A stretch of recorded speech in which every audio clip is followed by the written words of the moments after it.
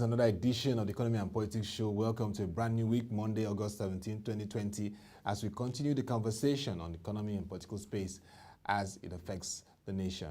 And of course, what better way to start the week than the report that came out over the weekend on Nigeria's unemployment rates for second quarter 2020 by the National Bureau of Statistics. It shows that the current unemployment rate is 27.1%. So this edition will be looking at unemployment and the ways it can be addressed and key developments that have occurred since this report has been released. Here's our lineup for today.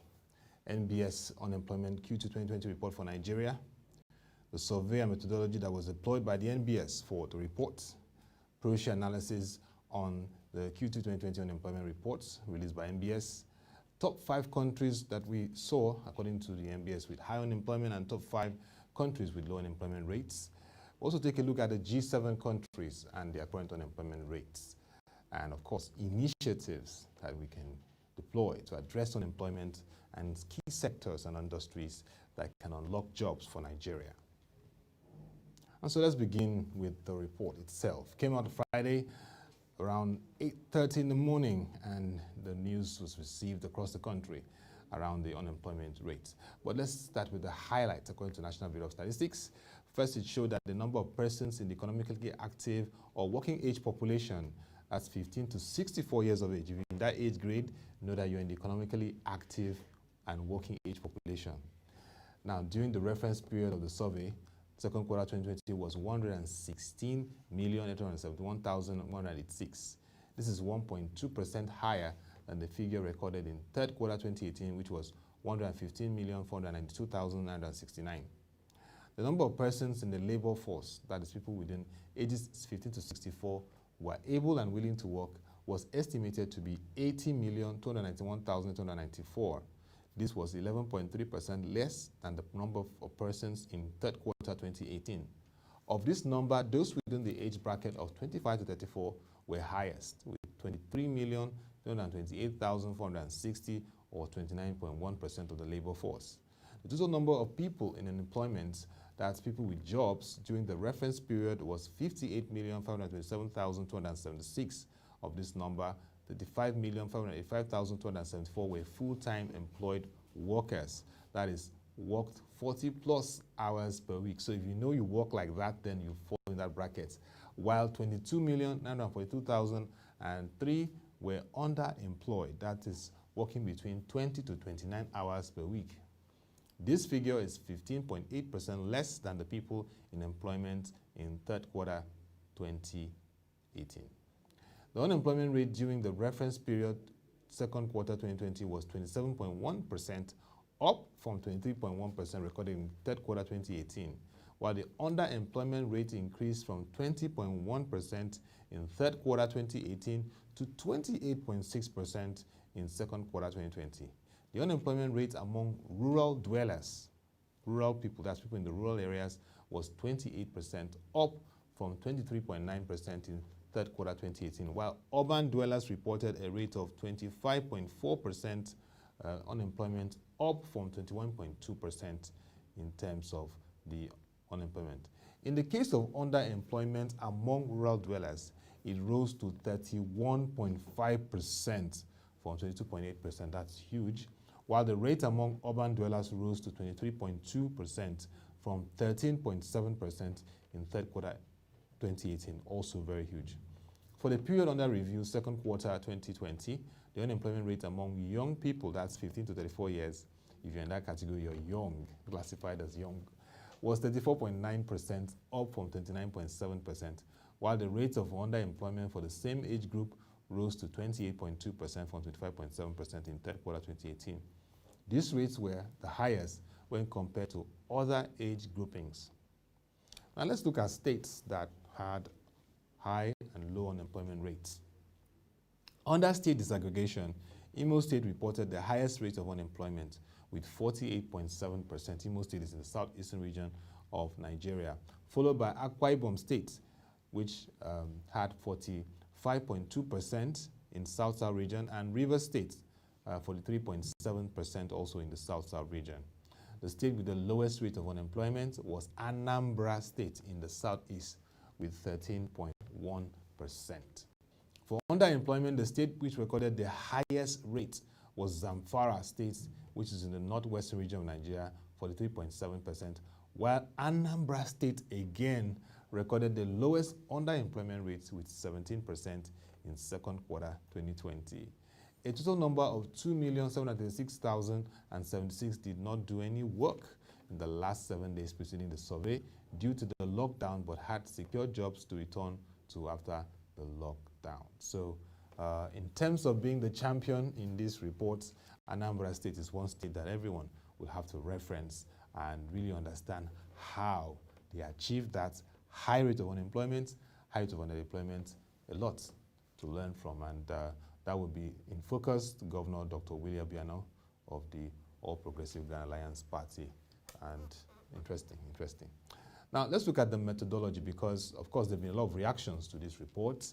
The Akwa Ibom state government rejected the report. That is the second state with the second highest unemployment rate. But it is also important to see what was the methodology and survey approach deployed by the National Bureau of Statistics. The approach adopted in collecting the required information for this survey was the computer-assisted telephone interviewing approach, CATI. The data collection was done in all 36 states of the Federation and Federal Capital Territory. Enumeration areas in both urban and rural areas were canvassed for the exercise.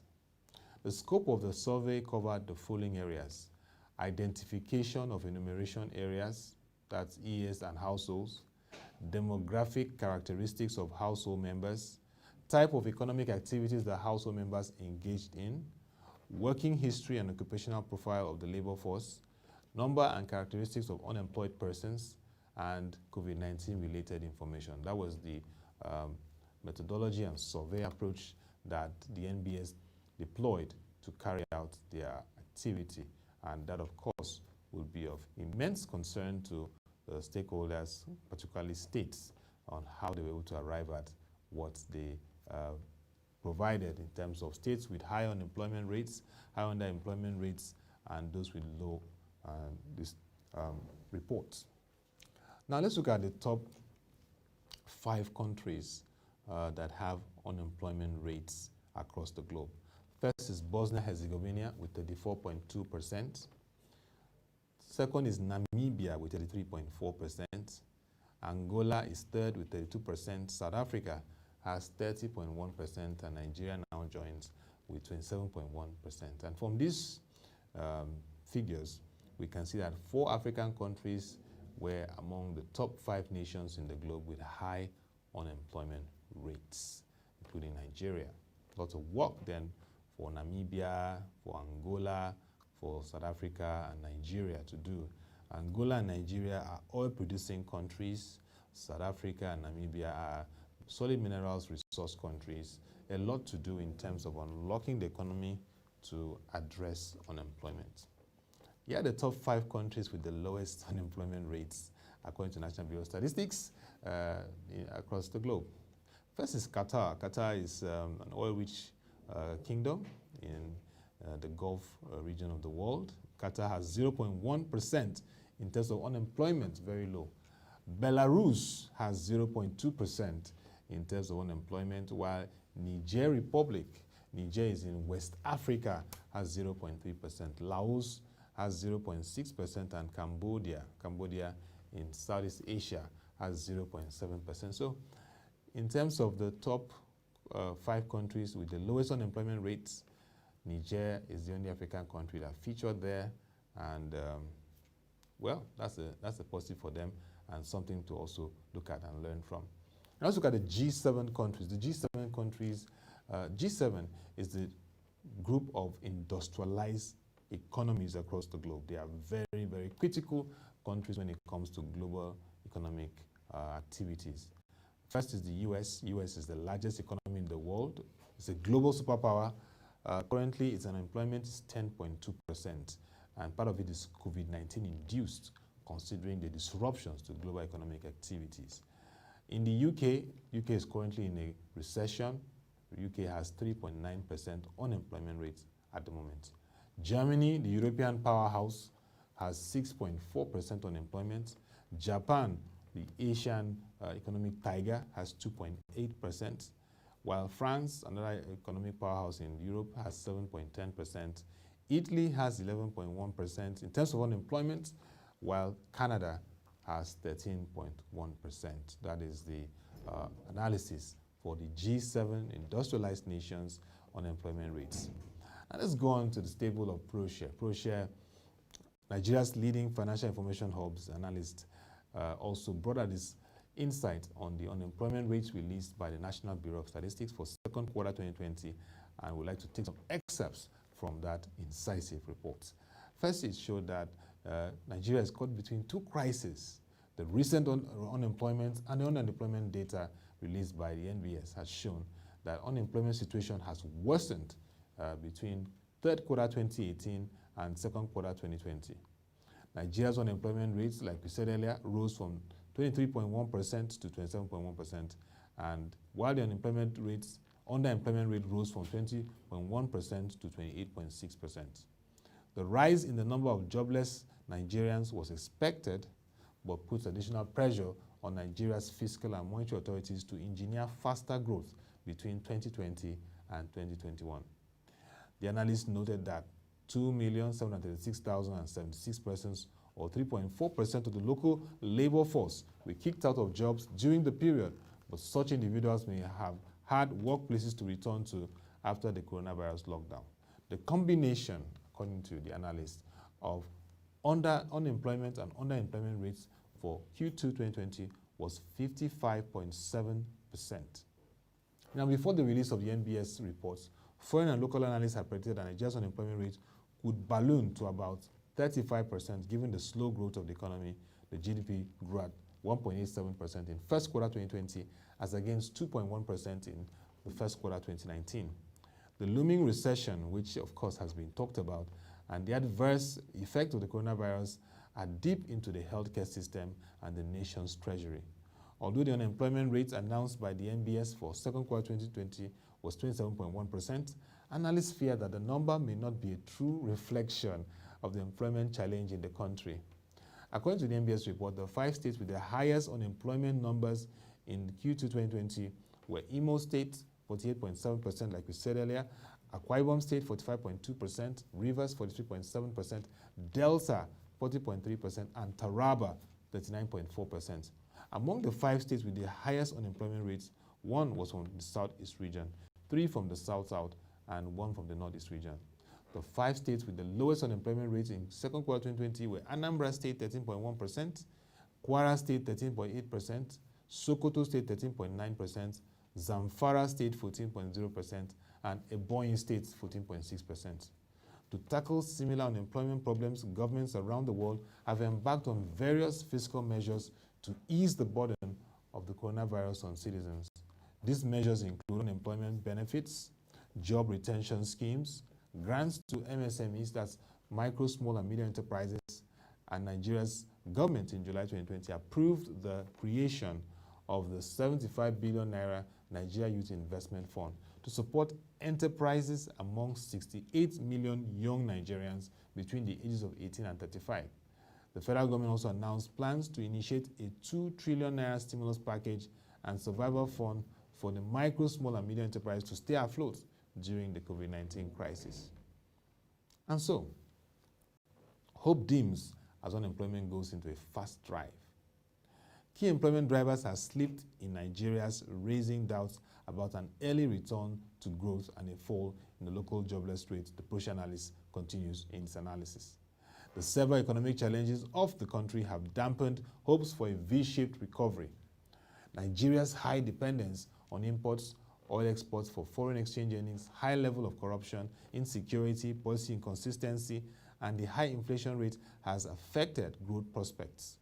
Since its recovery from recession in second quarter 2017, Nigeria's GDP has shuffled ahead slowly, with a growth rate of 2.55% recorded in fourth quarter 2019, the highest in recent quarters.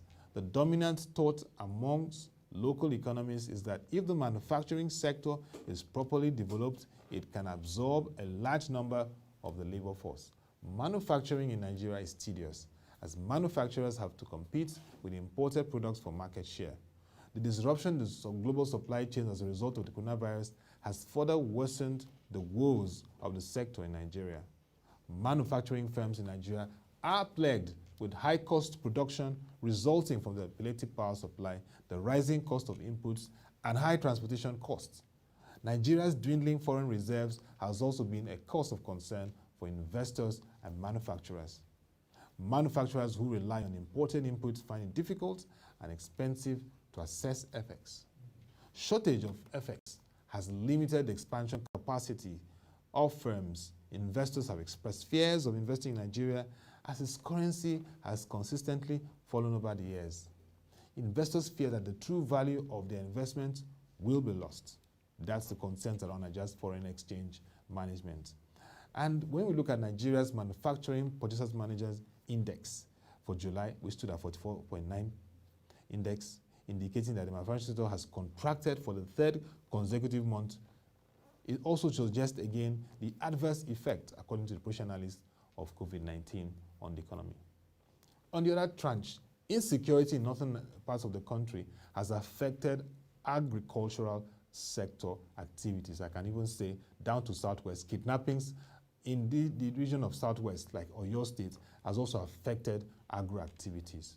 There have been reported increase in crime rates in the north, banditry, farmer herders crisis, kidnapping and terrorism. You can mention that in Southern Kaduna, Zamfara, and even Katsina. And this is causing fear and panic, thereby reducing farm output across the country.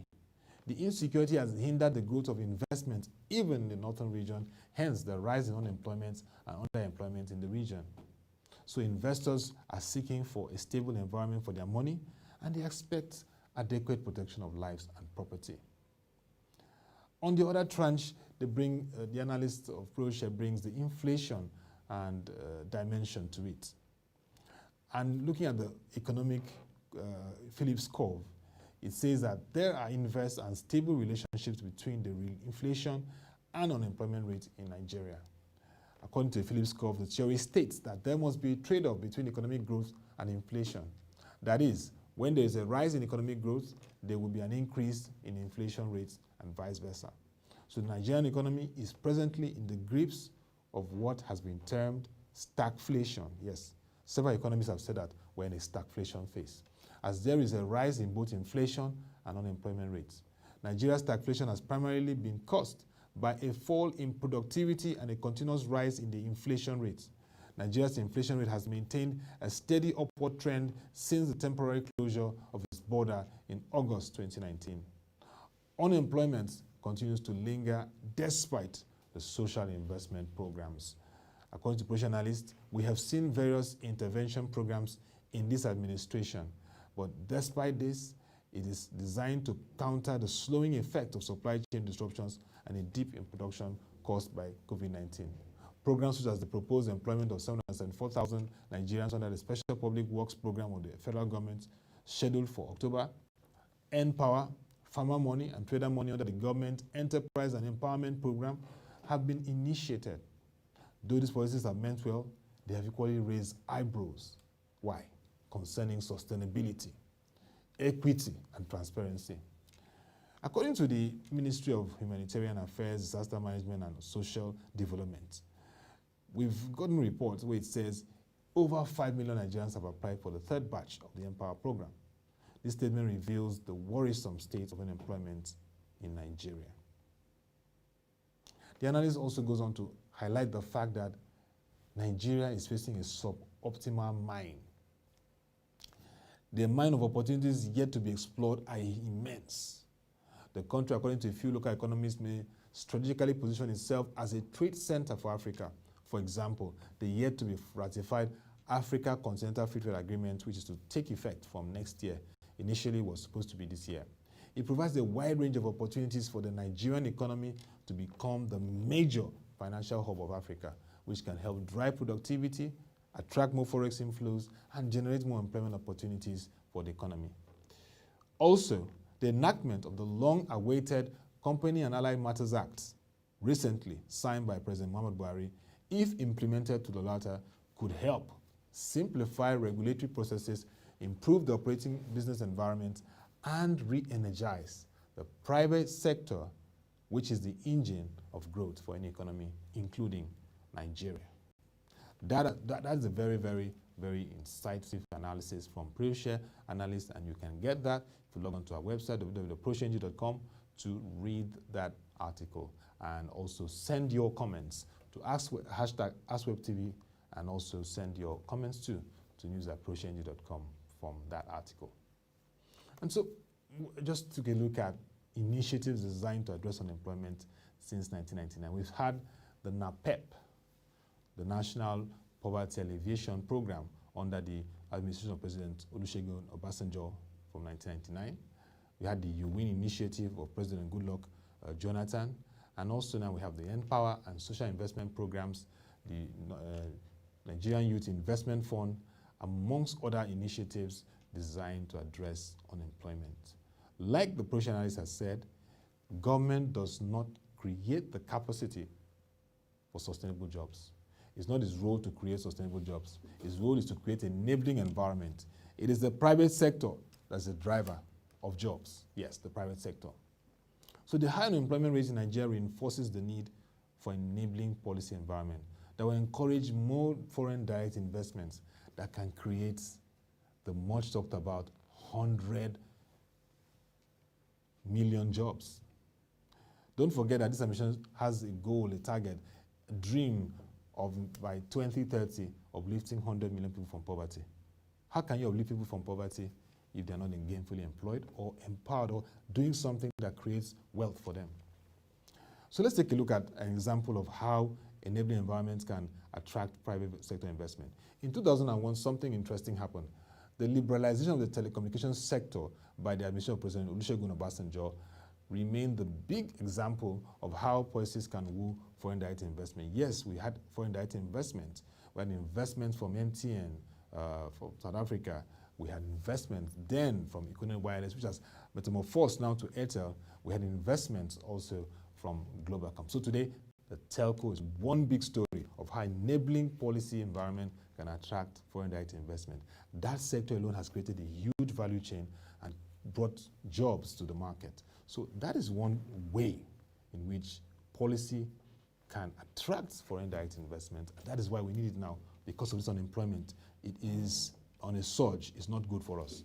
Now, here are some sectors that will require effective, much more robust inputs. We are seeing activities, we've seen efforts, but we need to reinvent the fiscal and monetary policy. They need to be aligned. And state governments have a role here in terms of strategies.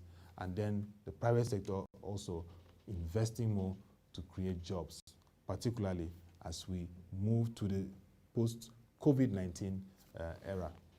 Agriculture remains a very, very key sector where the jobs can come more from. Agribusiness, commodities market activities, that is one big sector. It remains a major driver of jobs in Nigeria. Then the information and communications technology, from telecommunications, like I said earlier, what happened in 2001, to the hardware, software, tech hubs, fintech, data and analytics, that is a huge driver for jobs. So what government does there is very important. Manufacturing, like earlier stated by the ProShare analyst, how we continue to engage the manufacturing sector, particularly the foreign exchange management from the Central Bank of Nigeria and the policy enablers in terms of the industrial hubs that I talked about. It is now time for that industrial hub to happen. It is now time for the economic grants and various other measures that will help drive manufacturing. This is the time because the entire value chain must work to create more jobs.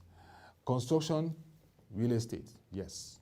Construction is a huge player in terms of driving jobs. So while we're seeing the roads, constructions across the country, bridges, more housing units, more developments, the enabling environment must be there for these activities to drive more jobs creation. And don't forget, we have major players in that sector.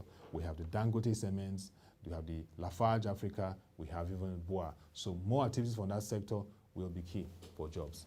Creative industry, yes, the creative industry has been one of the major employers of jobs in this country.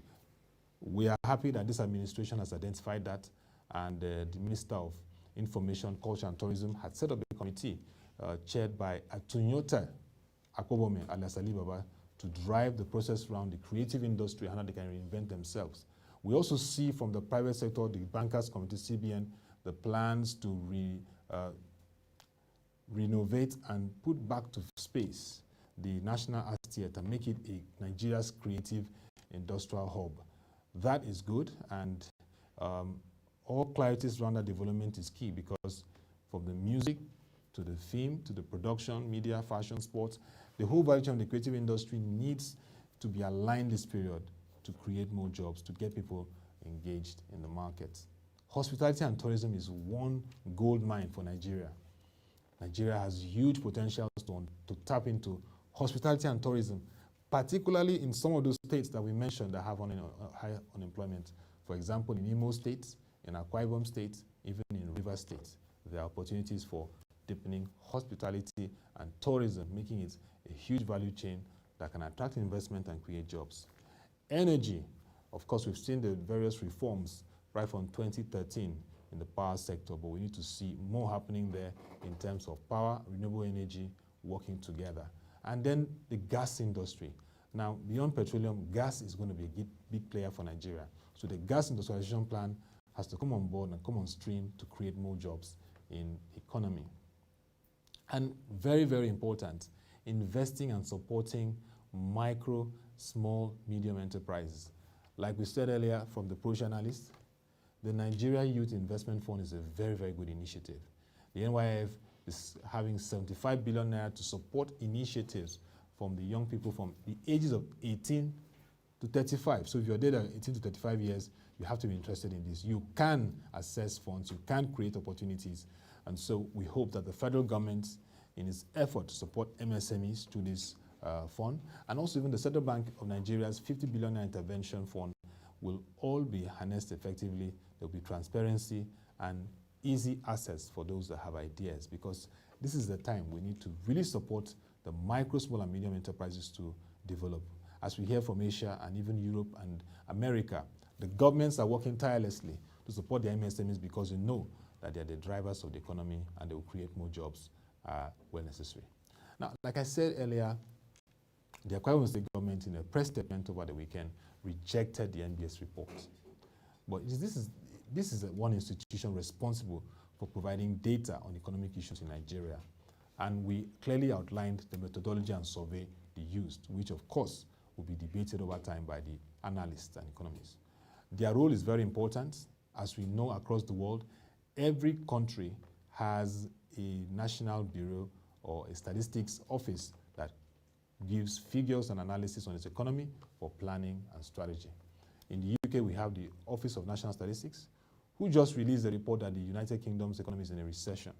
We also have the Department of Labor and Statistics in the US that also released that over millions of Americans are now unemployed, and this is why the government is supporting them with unemployment benefits. So the role of the National Bureau of Statistics in Nigeria must not be undermined, because it plays a very critical role, and whatever they are doing must be viewed objectively. One thing is important here: data and analysis are areas that politics and policymakers must draw the line and set the rules of engagement. That means the role of the NBS is very key. It's not to be politicized for any reason, because if it does, it affects our planning. NBS is a notable institution, and its role must be respected and valued, as it's expected every time to deliver its role without political, ethnic, and religious bias. And we believe that that should continue going forward. For my take, Nigeria must together, all stakeholders, government, private sector, everyone, we must come together to address three evils: corruption, unemployment, and poverty. If these three are addressed across board, it will reduce the incidence of socio-economic tensions, crime, thuggery, and violence, and all the evils that we are hearing that is really creating a lot of rancor across the country. It will be the basis for citizens to believe in the government and join hands to build a strong and vibrant economy. If even one, corruption, can be addressed to its root in governance, there will be trust once again that government is working for the people. And I believe that the administration of President Muhammadu Buhari will take this issue seriously, because this is a time, once again, to deliver for our country. And we hope all state governors will take this to note. All political office holders will take this to note, private sector industry players, and all of us will work together, because these are trying times, but yes, in trying times, this is when nations arise to be great. And that will be a wrap for this edition of the Economy and Politics Show. For today, please send your comments and views to news@proshenji.com. Join our website, www.proshenji.com, to watch our videos with our news reports and analysis. Till we come your way again, note that by 10 a.m. we have the market review, where we bring you developments in the capital market, the financial market, as it relates to the economy. And please, whatever political economic debate you have, if you want to discuss around the unemployment with friends, with associates and all that, make it constructive and productive. We don't need to abuse ourselves. Thank you for watching. Have a nice day and stay safe.